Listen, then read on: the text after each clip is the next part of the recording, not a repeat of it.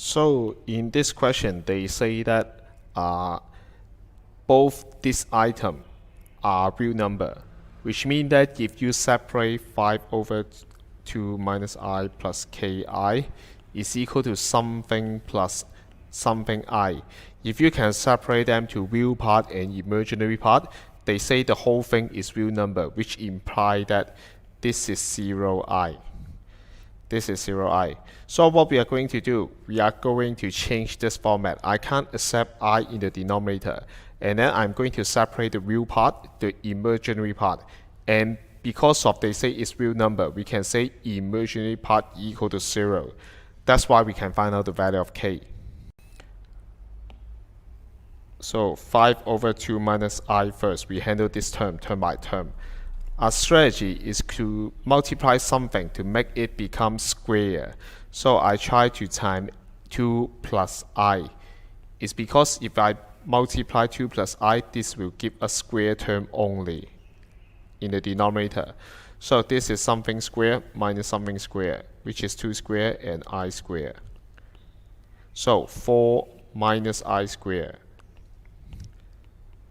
I square, that means negative 1. I is equal to I square is equal to negative 1.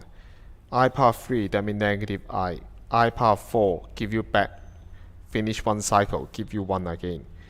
So the denominator is 5. The numerator is 10 plus 5i, unchanged basically, 10 plus 5i. And then don't forget in our calculation we have plus ki at the back. So that's why we have 10 divided by 5 plus 5 divided by 5, 1i, and then plus ki. Separate them, that means 2 plus 1 plus k times of I.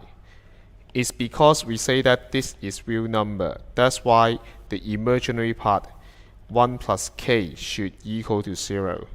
So k is equal to negative 1. The answer is B.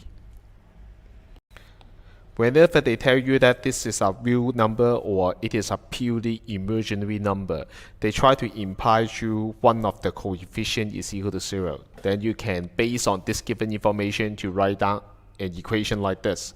Then you can solve one of the unknown there.